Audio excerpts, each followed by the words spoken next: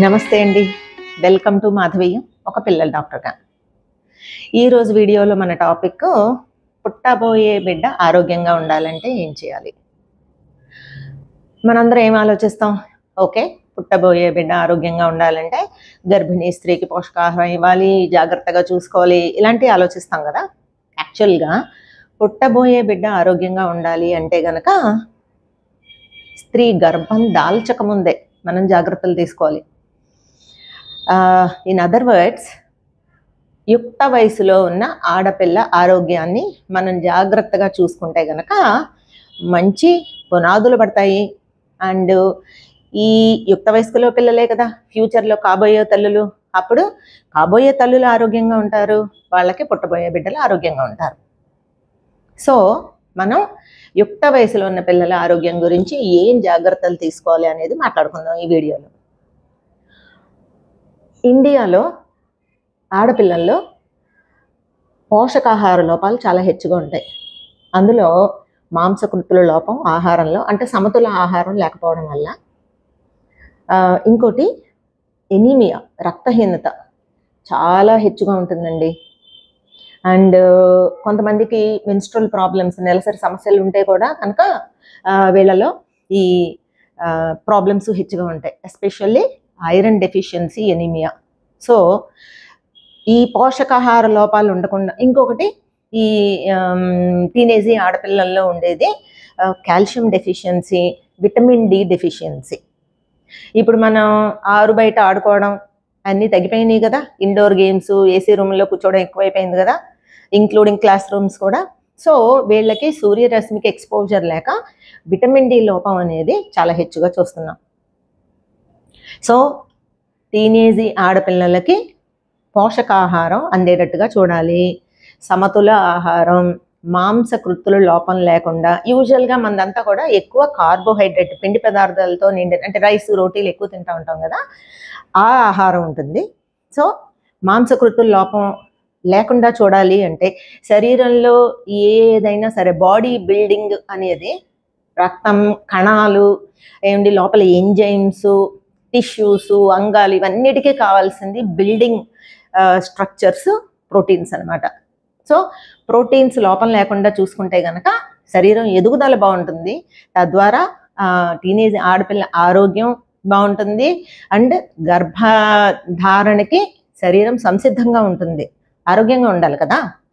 So ఈ protein లోపం రాకుండా ఉండాలి అంటే కనుక ఆహారంలో మాంసకృతులు మినిమం ఎంత ఉండాలి అంటే 0.8, రఫ్గా బండగుర్తుగా 1 గ్రామ్ అనుకోండి, 1 gram per KG body weight. 50 grams, 50 kgs wait ఉన్న పిల్లకి సో మనం 50 గ్రామ్స్ ప్రోటీన్ అందేటట్టు చూడాలి. ప్రోటీన్స్ అంటే శాకాహారంలో అయితే పాలు, పాల పదార్థాలు, పప్పులు, ఇవి హెచ్చుగా ప్రోటీన్ సప్లై చేస్తాయి.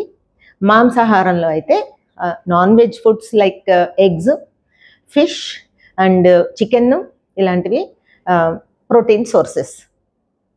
అండ్ మనం తినే రైసు, బియ్యం, గోధుమల్లో ఉంటుంది కానీ తక్కువ ఉంటుంది.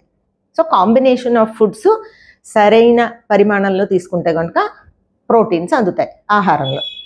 నెక్స్ట్ ఐరన్ డెఫిషియన్సీ, ఎనీమియా, ఈ రక్తహీనత, ఒంట్లో హీమోగ్లోబిన్ శాతం తక్కువగా ఉండడం అనే దాన్ని నివారించాలి అంటే ఏం తీసుకోవాలి? ఫస్ట్ ఆఫ్ ఆల్ దానికి ఏమన్నా కారణం ఉందా అది చూడాలి. థైరాయిడ్ లాంటి సమస్యలు ఉంటే ముందే చూసుకుని వైద్యం తీసుకోవాలి. అండ్ ఎక్కడి నుంచన్నా మెన్స్ట్రల్ సమస్యలు, నెలసరి సమస్యలు ఉంటే గనక వాళ్ళకి ఆ సమస్యల్ని ట్రీట్ చేస్తే గనక ఎక్కువ రక్తం లాస్ లేకుండా ఉంటుంది, మెన్స్ట్రల్ లాసెస్ లేకుండా ఉంటాయి. మూడవది పోషకాహారం. రక్తం పట్టాలి అంటే మా దగ్గరికి వచ్చే తల్లిదండ్రులందరూ యూజువల్గా రొటీన్గా ఏం చెప్తారో తెలుసా? పొమగ్రనేట్, దానిమ్మ, క్యారెట్, బీట్రూట్, ఎర్రగా ఉండే వస్తువులన్నీ ఇస్తే బ్లడ్ పడుతుంది అనుకుంటారు, విచ్ ఈజ్ రాంగ్. సో వాటిలో విటమిన్స్ ఉంటాయి. సో రక్తం పట్టాలి అంటే కనుక ఐరన్ హెచ్చుగా ఉన్న ఐరన్ ఎందులో ఉంటుంది హెచ్చుగా? శాకాహారం అయితే ఆకుకూరలు, నట్స్, డ్రై ఫ్రూట్స్. అండ్ రాగి is a very good source of iron and calcium. కాబట్టి రాగి లడ్డు లాంటివి ఆహారంలో ఇంక్లూడ్ చేసుకోవాలి. బెల్లం is also a rich source of iron. పప్పు చెక్క బెల్లంతో చేసింది, దాంట్లో ప్రోటీన్స్ ఉన్నాయి, క్యాలరీస్ ఉన్నాయి, ఐరన్ ఉంది. So it's a very good food. So healthy snacking కింద రాగి లడ్డు, బెల్లంతో చేసిన పప్పు చెక్కలు ఇవన్నీ ఇంక్లూడ్ చేసుకోవాలి. ఇంకా నాన్ వెజిటేరియన్స్కి fish and chicken, red meat ఇవన్నీ కూడా good sources of iron. So ఇవన్నీ ఆహారంలో ఉండేటట్టు చూసుకోవాలి. కాల్షియం ఉండాలి అంటే సరిపడినంతగా పాలు, పాల పదార్థాలు అండ్ ఫిష్, ఇందాక చెప్పినట్టుగా ఆకుకూరల పప్పు ఇవన్నీ ఉండేటట్టుగా చూసుకోవాలి ఆహారంలో. Next vitamin D. Vitamin D కూడా again milk and milk products, eggs, nuts and మాంసాహారంలో. సో అండ్ వీలైతే కనుక ఎండలో కనుక ఆడితే కనుక న్యాచురల్గా మన బాడీయే విటమిన్ డి ప్రొడ్యూస్ చేస్తుంది. సో ఈ జాగ్రత్తలన్నీ తీసుకుంటే కనుక ఎదిగే ఆడపిల్లకి పోషకాహార లోపం లేకుండా చూడొచ్చు. నెక్స్ట్ పోషకాహార లోపం గురించి మాట్లాడుకుంటున్నా. అండ్ ఇక్కడ మనం ఇంకొకటి ముఖ్యంగా మాట్లాడుకోవాల్సింది, ఈ మధ్య కాలంలో ఎక్కువ కనిపిస్తున్న సమస్య ఊబకాయం, ఒబిసిటీ వల్ల, అధిక బరువు ఉండడం వల్ల ఈ పిల్లలకి పీసీఓడి, అండాశయాల్లో తిత్తులు, పీసీఓడి అనేది వింటుంటారు కదా. సో దానివల్ల మెన్స్ట్రువల్ సమస్యలు, ఆరోగ్య సమస్యలు ఇవన్నీ కూడా చాలా హెచ్చుగా చూస్తున్నాం. సో మనం ఈ సమస్యలు ఏమన్నా ఉంటే కనుక దానికి ముందే వైద్యం తీసుకోవడం వల్ల ఫ్యూచర్లో పిల్లలకి సమస్యలు రాకుండా చూసుకోవచ్చు. రెండోది, పీసీఓడి ఉన్నా సరే కనుక దానికి సగం వైద్యం weight control, diet and exercise. So diet అంటే ఒబిసిటీ ఉన్న వాళ్ళకి వాళ్ళు కొంచెం పిండి పదార్థాలు తక్కువ, ప్రోటీన్స్ ఉన్నాయి ఆహారం ఎక్కువ. అంటే మన రైస్ ప్లేట్లో ఏమండి కూరగాయలు, పండ్లు, మన భోజనం ప్లేట్లో కూరగాయలు, పండ్లు ఏమండి అండ్ కొంచెం రైస్ ఆర్ రోటీ, ఎక్కువ పప్పు, ఎక్కువ కూరలు, ఉడికిచ్చిన కూరలు, పక్కనే మిల్క్ ప్రోడక్ట్స్, ఇవన్నీ ఉంటే కనుక that becomes a complete food. So ఇలా సమతుల ఆహారం తీసుకోవడం అండ్ ఎక్సర్సైజ్ చేయడం లాంటి జాగ్రత్తలు తీసుకుంటే కనుక ఈ ఒబిసిటీ, పీసీఓడి సమస్యలు లేకుండా కూడా చూసుకోవచ్చు. Next menstrual hygiene. సో ఋతుస్రావ సమయంలో పరిశుభ్రత అనేది చాలా ముఖ్యం. లేకపోతే కనుక వాళ్ళకి జననాంగ ఇన్ఫెక్షన్స్ అవన్నీ వచ్చి లాంగ్ టర్మ్లో, ఫ్యూచర్లో చాలా సమస్యలు వస్తాయి. సో ఐడియల్గా అయితే డిస్పోజబుల్ శానిటరీ నాప్కిన్స్ వాడడం, కాటన్ అయినా వేరేమైనా వాడడం అనేది ఉత్తమం. ఒకవేళ ఎవరైనా పర్టిక్యులర్ అబౌట్ క్లాత్ అనుకుంటే కనుక దాన్ని చాలా శుభ్రంగా ఉండేటట్టు చూసుకోవాలి. అండ్ నెక్స్ట్ ఫిజికల్ ఫిట్నెస్ చాలా ముఖ్యమైనదండి. మనం ఎంతసేపు టీనేజ్ పిల్లలంటే యూజువల్గా హై స్కూల్లోనో కాలేజీల్లోనో ఉంటారు. ఇంకా వాళ్ళకి చదువులు, ఒత్తిడి, ఐఐటి ప్రిపరేషన్లు, లేకపోతే మెడికల్ ఎంట్రన్స్ ప్రిపరేషన్లు, సీట్ల గురించి, చదువు, టీచర్ల దగ్గర నుంచి, పేరెంట్స్ దగ్గర నుంచి, ఫ్రెండ్స్ దగ్గర నుంచి అన్ని ఒత్తిడిలోనే ఉంటారు వాళ్ళు. సో వాళ్ళకి ఎంతసేపు 24 గంటలు పుస్తకాలు చదువుతున్నాం అనుకోండి, కాసేపు అయినాక బ్రెయిన్ సాచురేట్ అయిపోతుంది, బుర్రకెక్కదు. సో వాళ్ళకి కాసేపు చదువు, కాసేపు ఆటలు, వాళ్ళకి అప్పుడు బ్రెయిన్ రిలాక్స్ అవుతుంది, చదివింది అంతా అబ్జార్బ్ చేస్తుంది, లేకపోతే మైండ్కి ఏమీ ఎక్కదు. కాబట్టి వాళ్ళకి ఫిజికల్ ఫిట్నెస్కి స్పోర్ట్స్లో వాళ్ళు పార్టిసిపేట్ చేసేటట్టుగా చూడాలి. ఇంకోటి, నా దృష్టిలో హై స్కూల్ పిల్లలందరికీ కూడా స్వీయ రక్షణ పద్ధతులు, కరాటే లాంటివి తప్పనిసరిగా నేర్పించాలండి. ప్రతిరోజు పేపర్లో చూస్తున్నాం, ఆడపిల్లలు వయస్సుతో సంబంధం లేకుండా చిన్న పిల్లల దగ్గర నుంచి పెద్దవాళ్ళ వరకు ఆడపిల్లలు, స్త్రీల మీద అఘాయిత్యాలు, అత్యాచారాలు ఎన్ని జరుగుతున్నాయి. ఇవన్నీ తగ్గాలి అంటే సంఘంలో రకరకాల లెవెల్స్లో బోల్డని మార్పులు రావాలి. ఈలోపు మన ఆడపిల్లల్ని మనం బలంగా చేసుకుందాం. ఫిజికల్ ఫిట్నెస్ ఇంప్రూవ్ చేసే యాక్టివిటీస్లో వాళ్ళు పార్టిసిపేట్ చేసేటట్టు చూడాలి. అట్లనే సెల్ఫ్ డిఫెన్స్, నా దృష్టిలో హై స్కూల్ లెవెల్లో ఆడపిల్లలందరికీ కరాటే లాంటివి తప్పనిసరిగా నేర్పించాలి. అప్పుడే వాళ్ళు వేరే వాళ్ళు ఎవరి మీద డిపెండ్ అవ్వకుండా వాళ్ళని వాళ్ళు కాపాడుకోగలుగుతారు. Next mental health. ఇందాక చెప్పినట్లుగా ఈ టీనేజ్ పిల్లలు, అబ్బాయిలు కానివ్వండి అమ్మాయిలు కానివ్వండి, వీళ్ళందరూ కూడా చదువులు, ఒత్తిడి, టార్గెట్స్, మార్కులు దీంట్లో ఉంటారు. ఇంకోటి టీనేజ్ పిల్లలండి పెద్దగా కనిపించే చిన్నపిల్లలు. వాళ్ళు వాళ్ళ శరీరంలో బ్రెయిన్లోనేండి రకరకాల మార్పులు, physical changes, mental changes, hormonal changes జరుగుతూ ఉంటాయి. ఇది చాలా టమల్టస్ పీరియడ్ వాళ్ళ యొక్క డెవలప్మెంట్లో. మనం అనుకుంటాం ఇంత పొడుగు ఎదిగాడు కదా, లేకపోతే ఇంత పెద్దగా అయింది కదా, ఈ అమ్మాయి చెప్పింది అర్థం చేసుకోదేమని.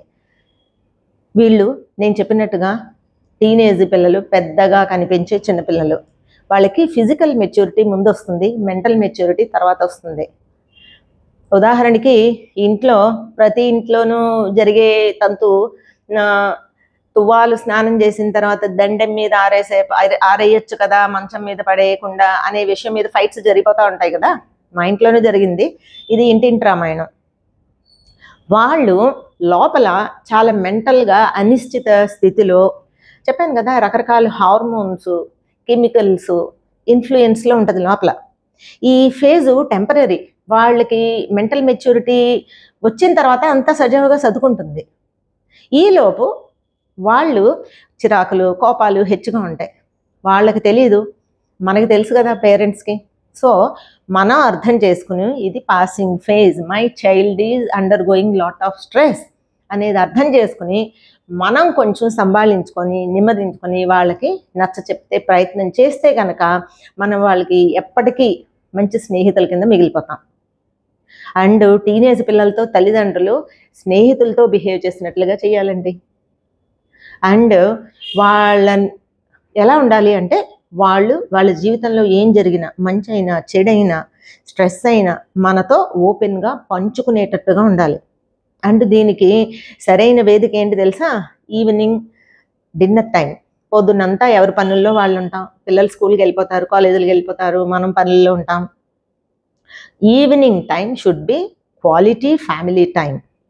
సో ఈ టైంలో మనం పిల్లల దగ్గర నుంచి కబుర్లు చెప్తూ ఏం జరిగింది ఏంటి అనేది మనం మాట్లాడుతూ ఉండాలి. వాళ్ళు షేర్ చేసుకోవడానికి అవకాశాన్ని ఇవ్వాలి. దానికి అనువైన వాతావరణం కల్పించాలి.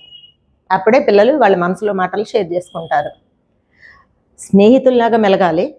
ఏది జరిగినా వాళ్ళు చెప్పడానికి సంకోచించకుండా ఉండేటట్టుగా చూడాలి. మనం ఈ విషయాల్ని అర్థం చేసుకుంటూ వాళ్ళు ఎవరితో తిరుగుతున్నారు, ఏమి ఇన్ఫ్లుయెన్స్లో ఉన్నారు అనేది కొంచెం గమనించుకుంటూ ఉండాలి. పిల్లలు నేను చెప్పినట్టుగా లాట్ ఆఫ్ ఇన్ఫ్లుయెన్సెస్. ఒకటి వాళ్ళకి ఇన్నర్ బాడీలో changes, physical and mental, and బయట ప్రపంచం ఒత్తిడి, ఇన్ఫర్మేషను, సోషల్ మీడియా, అండ్ ఈ ఒక రకమైన ఈ ఒత్తిడిలో ప్రవాహంలో కొట్టుకుపోతున్న వాళ్ళకి మనం ఊతంగా నిలవాలి. అప్పుడే ఈ కల్చర్ మనం డెవలప్ చేసామనుకోండి, ఐఎమ్ షూర్ మన పిల్లలు ఖచ్చితంగా దీన్ని గుర్తుపెట్టుకుంటారు. అండ్ ఇదే కల్చరు ఫ్యూచర్లో వాళ్ళు పేరెంట్స్ అయినప్పుడు కూడా ఇదే వాళ్ళు అమలు చేయడానికి చూస్తారు. ఆఫ్టర్ ఆల్ మన పిల్లలకి రోల్ మోడల్స్ మనమే కదా. సో ఫిజికల్, మెంటల్ వాళ్ళ హెల్త్ని మనం కనిపెట్టుకుంటూ ఉండాలి. ఇంకా ఇంకో విషయం, ముఖ్యమైన విషయం, మోస్ట్ కామన్లీ నెగ్లెక్టెడ్ విషయం ఏంటంటే వ్యాక్సినేషన్. యూజువల్గా తల్లిదండ్రులు అందరూ అనుకుంటారు 5 సంవత్సరాలు నిండిపోతే డిపిటీ, పోలియో వేయించేస్తాం, ఇంకా పిల్లలకి టీకాలు అక్కర్లేదు అనుకుంటారు. అది తప్పు. టీనేజ్ పిల్లల్లో కూడా వ్యాక్సినేషన్లు వాళ్ళకి ఒకవేళ అంతకుముందు typhoid, chicken pox, MMR booster డోసులు పడకపోతే కనుక వాళ్ళకి hepatitis A and B vaccinations అంతకుముందు వేయించకపోయినా, లేకపోతే బూస్టర్ డోసులు మిస్ అయినా వేయించాలి. మళ్ళా తర్వాత HPV vaccine, human papilloma virus vaccine. దీని గురించి మాత్రం అందరూ తెలుసుకోవాలండి. స్త్రీలలో సాధారణంగా వచ్చే 2 క్యాన్సర్లు, breast cancer and uterus cancer, అంటే గర్భాశయ ముఖద్వార క్యాన్సర్, సెర్విక్స్ క్యాన్సర్ అంటాను. దీనికి ఒక ముఖ్య కారణం HPV virus infection, human papilloma virus అనే ఒక ఇన్ఫెక్షన్. దీనికి టీకా ఉంది. అంటే క్యాన్సర్కి ఒక టీకా అందుబాటులో ఉన్నప్పుడు దాన్ని మనం సద్వినియోగం చేసుకోవాలి. ఇది ఎవరికి వేయాలి? 9 సంవత్సరాలు నిండిన పిల్లలకి, 45 సంవత్సరాల లోపు స్త్రీలందరూ కూడా ఈ వ్యాక్సిన్ వేయించుకోవాలి. ఇది వెరీ సేఫ్. అండ్ 9 నుంచి 14 సంవత్సరాలలోపు ఆడపిల్లలకైతే 2 డోసులు చాలు. అండ్ అంతకు మించిన 14 సంవత్సరాలు దాటిన తర్వాత అయితే 3 డోసులు వేయాలి. కొద్దిగా ఖరీదైనా సరే ఈ వ్యాక్సిన్ స్త్రీలలో వచ్చే ఒక సాధారణ క్యాన్సర్ రాకుండా అడ్డుకుంటుంది. Very simple. దానికి ఒక ప్రివెన్షన్ ఉన్నప్పుడు మనం వాడుకోకపోతే that is foolishness on our side. So ప్రతి వాళ్ళు హెచ్పివి వ్యాక్సిన్ అవైలబుల్ ఉంది తెలుసుకోవాలి, అది మన పిల్లలకి ఇప్పించాలి. అండ్ లాస్ట్గా పెళ్లి చేసే ముందు పిల్లలకి ఏం చేస్తామండి, జాతకాలు చూపిస్తాం కదా. ఈ జాతక చక్రాలు చూపించే ముందు మన పిల్లలకి మెడికల్ జాతకాలు చూడాలండి. మెడికల్ జాతకం ఏంటి అనుకుంటున్నారా? అంటే కొన్ని జబ్బులు, ఒక common example is thalassaemia major. అందరూ వినే ఉంటారు, పేపర్లో చదువుతూ ఉంటారు. థాలసీమియా మేజర్ అనేది ఒక దారుణమైన రక్తానికి సంబంధించిన జబ్బు అండి. ఈ జబ్బు వల్ల ఎఫెక్ట్ అయిన పిల్లల్లో రక్తం బ్రేక్ అయిపోతుంది, నాశనం అయిపోతూ ఉంటుంది. శరీరంలో బోన్ మ్యారోలో ఏదైతే రక్తం ప్రొడ్యూస్ అయిందో ఆ ఎర్ర రక్త కణాలు అది నాశనం అయిపోతూ ఉంటుంది. ఈ జబ్బు యూజువల్గా 6 నెలల వయసులో దీన్ని డయాగ్నోస్ చేస్తుంటాము. ఇంకా వాళ్ళకి ఒకటేనండి, నెల నెల రక్తం ఎక్కించుకోవడం అండ్ దానివల్ల వచ్చే సైడ్ ఎఫెక్ట్లు ఉంటాయి. తర్వాత బాడీలో ఐరన్ స్టోర్స్ ఎక్కువైపోతే దానివల్ల లివరు, హార్ట్, ప్యాంక్రియాస్ ఇవేమి ఎఫెక్ట్ అవ్వకుండా మందులు వాడినా కొంతమందికి ఎఫెక్ట్ అవ్వచ్చు. ఇప్పుడు ఈ జబ్బుకి స్టెమ్ సెల్ ట్రాన్స్ప్లాంటేషన్ అని ట్రీట్మెంట్ వచ్చింది అనుకోండి, అది అందరికీ అందుబాటులో లేదు. అయినా ఇదంతా ఎందుకు? థాలసీమియా మేజర్ అనేది ఒక ప్రివెంటబుల్ డిసీజ్. దీన్ని మనం నివారించవచ్చు. ఎట్లా? థాలసీమియా మేజర్ అనే జబ్బు ఒక జన్యుపరంగా వచ్చే జబ్బు. తల్లిదండ్రుల్లో గనక థాలసీమియా మైనర్ అంటే వాళ్ళలో ఒక జీన్ తేడా ఉంటుంది. సో ఇద్దరు తల్లిదండ్రుల్లో ఈ థాలసీమియా మైనర్ ఉందనుకోండి, వాళ్లకు పుట్టే పిల్లల్లో 4 ఒకరికి థాలసీమియా మేజర్ జబ్బు రావచ్చు. ఈ థాలసీమియా మైనర్ ఎలా ఉంటుంది అంటే, ఇది ఎఫెక్ట్ అయిన వాళ్ళకి ఏమి లక్షణాలు ఏమి ఉండవు. కొద్దిగా HB% రక్తం తక్కువగా ఉంటుంది. వాళ్ళకి వేరే లక్షణాలు ఏమి ఉండవు, మామూలుగానే ఉంటారు. అండ్ వాళ్ళకి టెస్ట్ చేస్తే కనుక థాలసీమియా మైనర్ అనేది ఉందని తెలుస్తుంది. సో థాలసీమియా మైనర్ మన పిల్లలకి అబ్బాయికి అమ్మాయిగా ఉందనుకోండి, మనం పెళ్లి చేసే ముందు అవతల వ్యక్తికి, పెళ్లి చేసుకోబోయే వ్యక్తికి, లేకపోతే మనం ఎవరినైతే కన్సిడర్ చేస్తున్నామో ఆ గ్రూమ్ ఆర్ బ్రైడ్కి థాలసీమియా మైనర్ ఉందేమో చూసుకోవాలి. సో సింపుల్ బ్లడ్ టెస్ట్ అండి, 1000-1500 అవుతుంది. HB ఎలక్ట్రోఫోర్సిస్ అని చేస్తారు. సో ప్రతి వాళ్ళకి పెళ్ళికి ముందు జాతక చక్రాలు చూపించడం, అది సెట్ అయినాయా లేదా వధువుకి వరుడికి అని చూసుకోవడం కంటే ముందు మెడికల్ జాతకాలు చూపించి థాలసీమియా మైనర్ అనేది ఏం ప్రాబ్లం లేదు సుమా, లేకపోతే గొడవే లేదు, ఉందా అవతల వ్యక్తికి వధువు కానీ వరుడికి కానీ ఉందేమో టెస్ట్ చేయించండి. అంటే నిర్మోహమాటంగా కనుక్కోండి. మన పిల్లకి లేకపోతే మన అబ్బాయికి థాలసీమియా మైనర్ అనే ప్రాబ్లం ఉంది అనేది పెద్ద అవలక్షణం ఏమీ కాదు. ఏమాత్రం నాలెడ్జబుల్ పేరెంట్స్ అయినా అది ప్రాబ్లం కాదు అని తెలుసుకుంటారు. వాళ్ళు మనల్ని అడిగినందుకు ఎప్రిషియేట్ చేయాలి. ఒకవేళ అవతల వ్యక్తికి కూడా థాలసీమియా మైనర్ ఉంటే ఆ సంబంధాన్ని కాదనుకోండి, సింపుల్ కదా.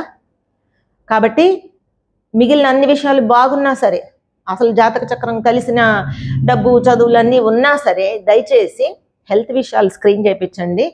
నా దృష్టిలో పిల్లలందరికీ కూడా పెళ్లికి ముందు థాలసీమియా మైనర్ స్క్రీనింగ్ చేయించండి. తద్వారా థాలసీమియా మేజర్ అనే ప్రాణాంతకమైన జబ్బు రాకుండా మన భావి పిల్లల్ని కాపాడుకోవాలి మనం.